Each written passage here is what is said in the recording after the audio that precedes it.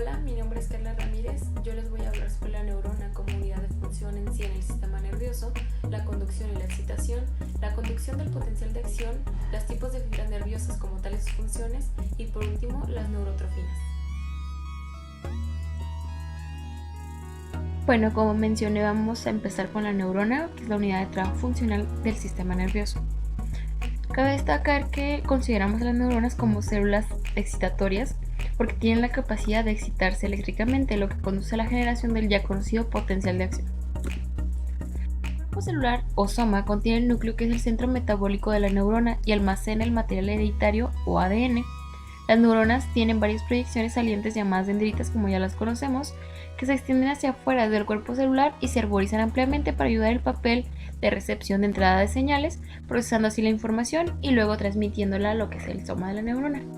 Una neurona típica también tiene un axón fibroso y largo que se origina en un área engrosada del cuerpo celular, en este caso llamada colina axonal. La primera porción del axón se llama segmento inicial. El axón se divide en terminales presinápticas, cada una de las cuales termina en una serie de perillas sinápticas, que también son llamadas botones terminales.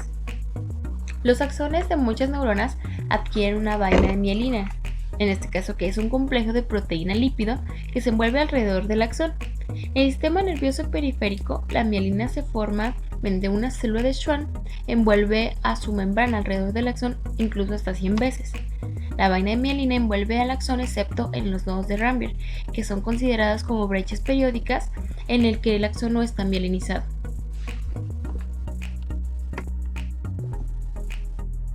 Bueno, como sabemos, las neuronas responden a estímulos eléctricos, químicos o mecánicos, produciendo potenciales locales, en este caso no propagados, o potenciales propagados que reflejan cambios en la conducción de iones a través de la membrana celular.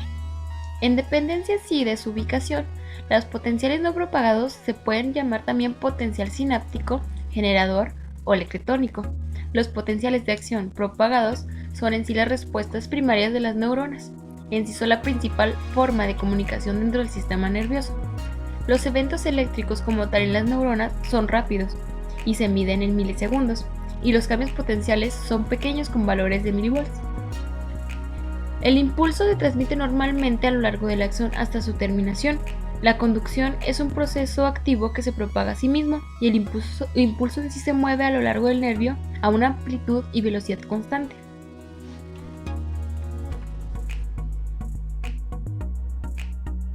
Muy bien, ahora yo les voy a hablar sobre el potencial de membrana en reposo y flujo de iones durante el potencial de acción. Me presento, soy Román López Castañeda del grupo A de tercer semestre.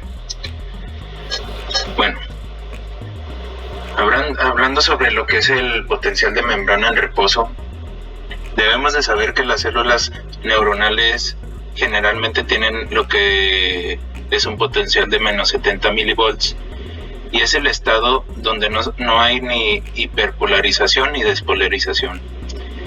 Luego debemos de saber que el flujo de iones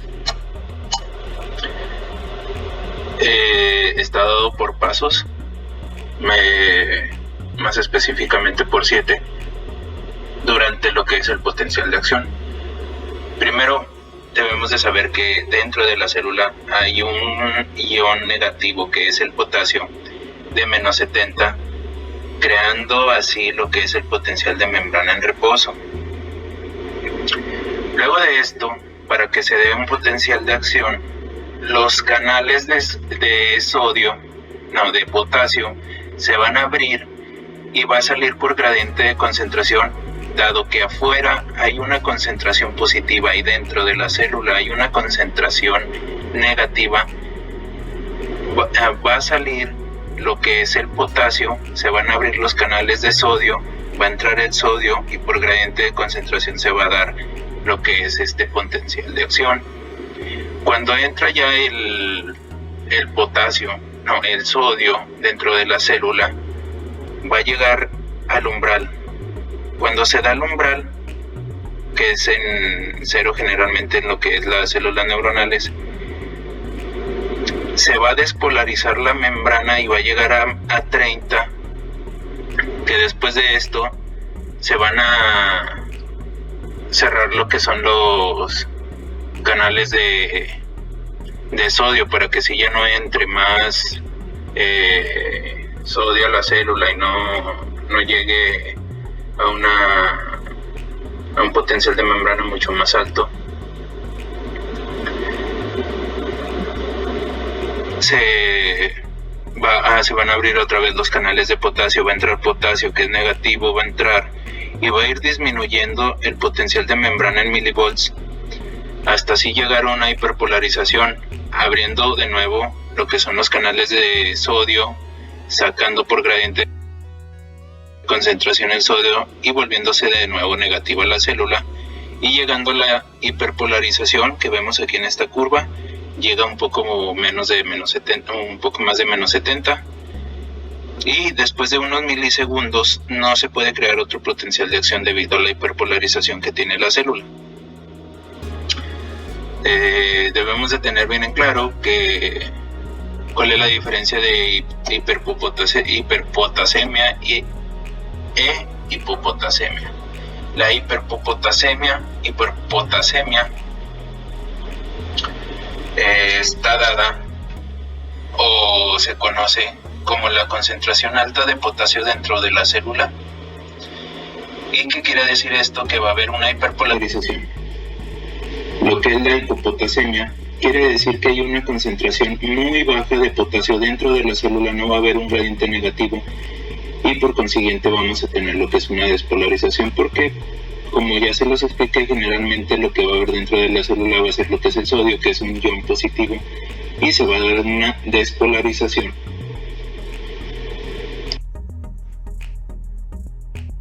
Soy Carolina Amador, les voy a hablar de los siguientes temas: potencial de acción todo o nada, potenciales electrotónicos, respuesta local y nivel de disparo, efectos refractarios y sobre los factores que afectan al crecimiento neuronal. Potenciales de acción todo o nada. Se le llama umbral de intensidad a la condición que debe presentar un estímulo para poder alcanzar el impulso nervioso o potencial de acción. Esto varía con la duración del estímulo. En ejemplo tenemos que un estímulo débil necesita una larga duración y un estímulo fuerte se logra con una corta duración. La relación entre la intensidad y la duración de un umbral de estímulo se llama curva de intensidad-duración. Las corrientes que crecen lentamente fracasan en inducir un potencial de acción en el nervio porque éste va a sufrir una adaptación. El potencial de acción es todo o nada en carácter porque no se produce potencial de acción si el estímulo es inferior en magnitud al umbral, y el potencial de acción tiene una amplitud y forma constante a cualquier intensidad del estímulo, por encima de la intensidad del umbral. Una vez que se alcanza el umbral de intensidad, se produce un potencial de acción completo.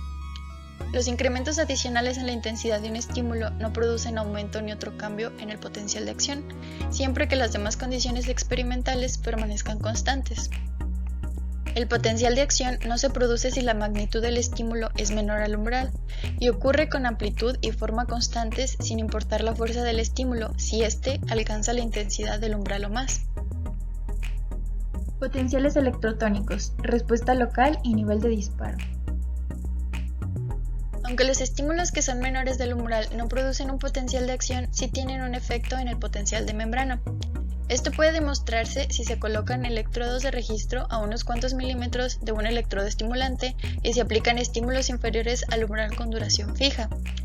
La aplicación de estas corrientes produce un cambio localizado en el potencial despolarizante que se eleva en forma aguda y declina en forma exponencial con el tiempo. La magnitud de esta respuesta disminuye rápidamente conforme aumenta la distancia entre el electrodo estimulante y el de registro. Por el contrario, una corriente anódica produce un cambio de potencial hiperpolarizante de duración similar. Estos cambios en el potencial se llaman potenciales electrotónicos. Conforme aumenta la fuerza de la corriente, la respuesta es mayor a causa de la adición creciente de una respuesta local de la membrana.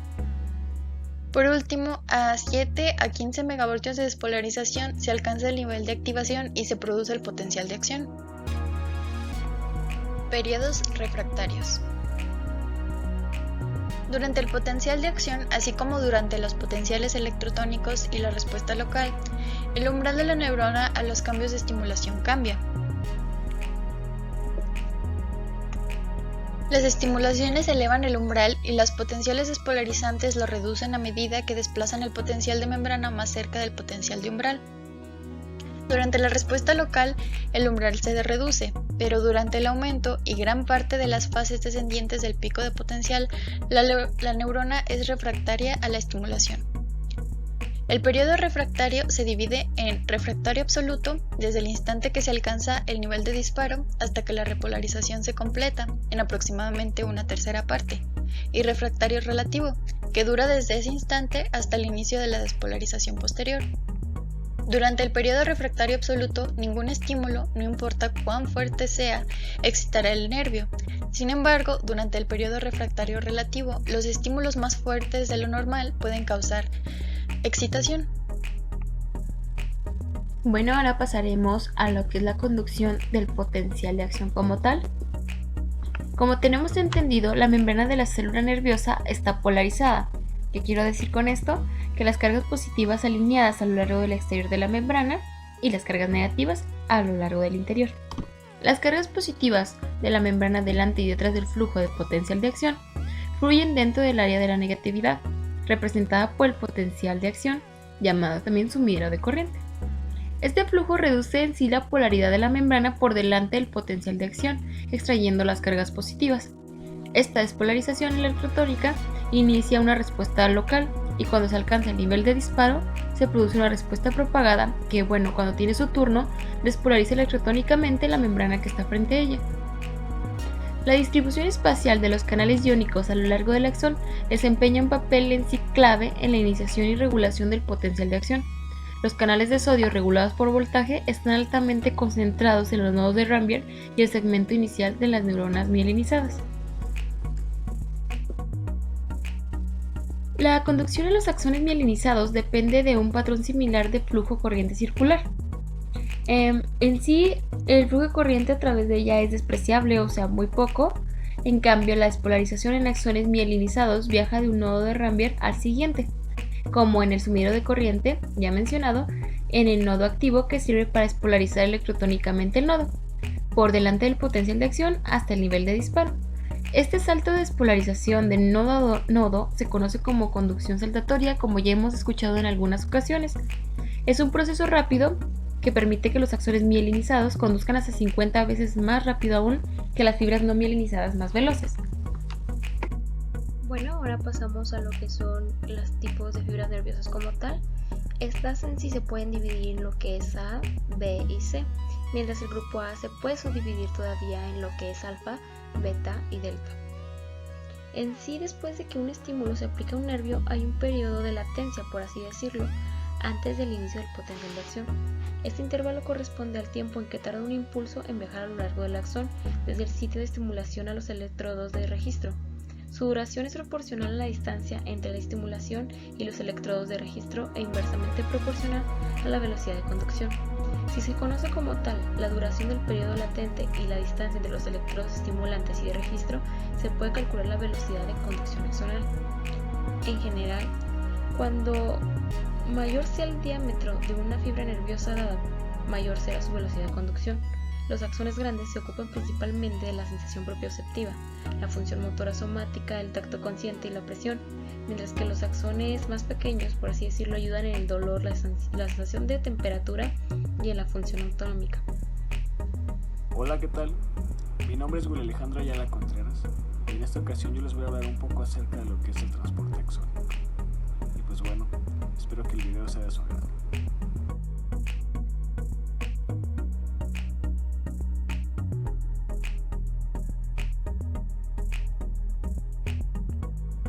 Bien, nosotros sabemos que las neuronas son células secretoras.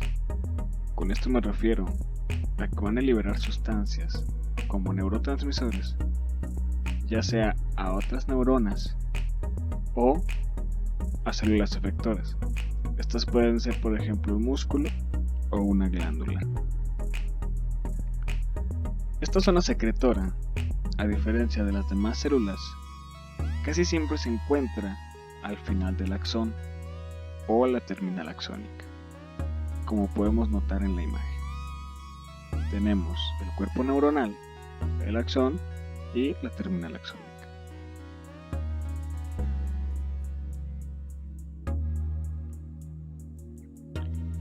La mayor parte de este aparato de síntesis proteínica se localiza en el cuerpo de la neurona, o también llamado soma. Aquí es donde se va a llevar a cabo la síntesis de los neurotransmisores que posteriormente serán transportados. Es como si nosotros comparáramos al soma con una fábrica de materiales, solo que en ser diferentes materiales, pues aquí se van a sintetizar proteínas y polipéptidos. Por lo tanto, el soma mantiene la integridad funcional y anatómica del axón. Cabe recalcar que si el axón se acorta, el extremo distal va a degenerarse. A esto lo llamamos degeneración walleriana. Y aquí en la imagen podemos notar el desarrollo de esta generación, que es desde que empieza a los 15 días, a los 3 meses y a los 12 meses, que es prácticamente lo que se tarda una neurona en degenerarse por este tipo de degeneración. Como podemos ver en la imagen, pues lo que se empieza a degenerar pues es el extremo distal al axón. Las proteínas y los polipéptidos que se sintetizaron ya en el soma van a viajar a través de todo el axón hacia la terminal presináptica, donde serán almacenados en vesículas. Aquí, los potenciales de acción van a inducir la liberación de los neurotransmisores,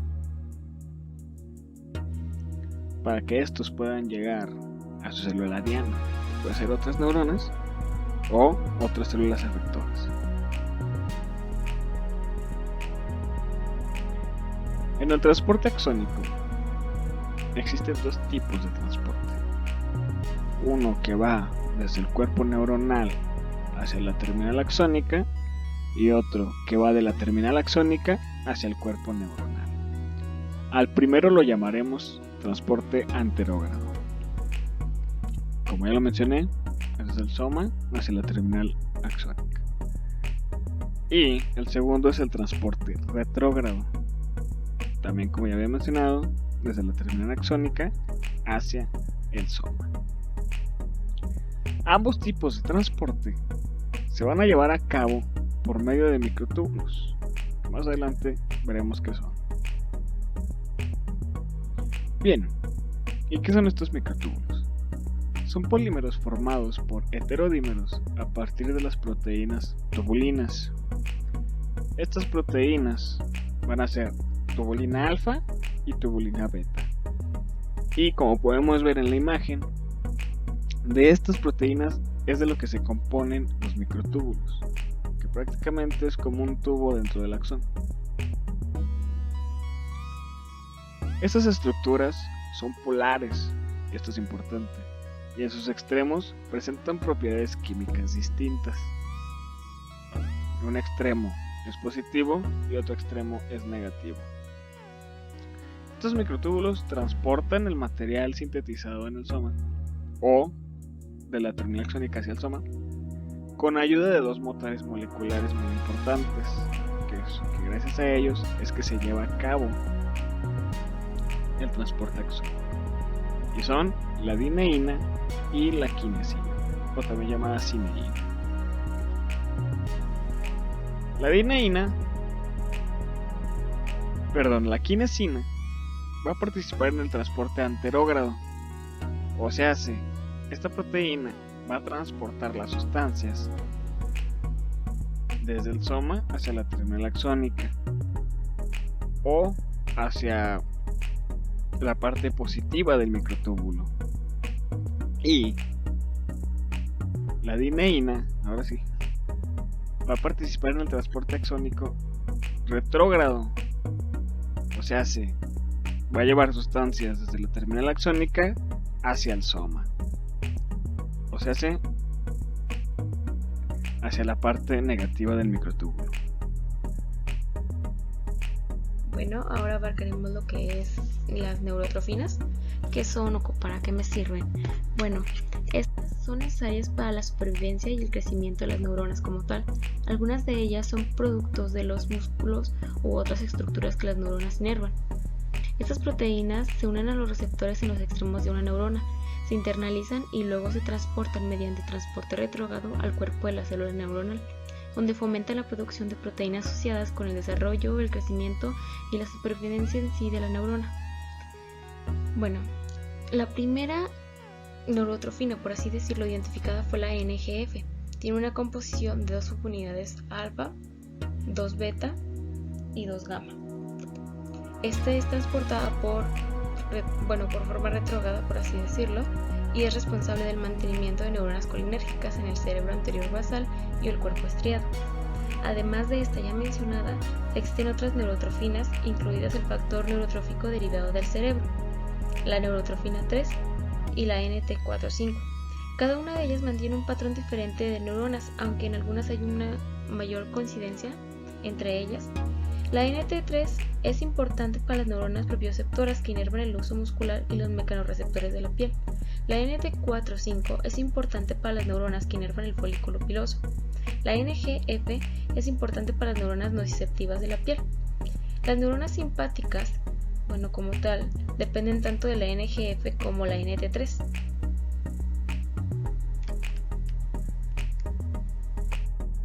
Otros factores que afectan el crecimiento neuronal. La regulación del crecimiento neuronal es un proceso complejo. Las células de Schwann y los astrocitos producen factor neurotrófico ciliar. Este factor promueve la supervivencia de las neuronas espinales dañadas y embrionarias y es posible que sea útil como tratamiento de enfermedades de seres humanos que presentan degeneración de las neuronas motoras. El factor neurotrófico derivado de la línea celular glial mantiene la supervivencia de las neuronas dopaminérgicas mesencefálicas y previene la apoptosis de las neuronas motoras espinales. Otro factor que intensifica el crecimiento de las neuronas es el factor inhibidor de leucemia. Además, las neuronas y otras células responden al factor de crecimiento similar a la insulina tipo 1 y las diversas formas del factor transformador del crecimiento, factor de crecimiento de fibroblastos y factor de crecimiento derivado de plaquetas.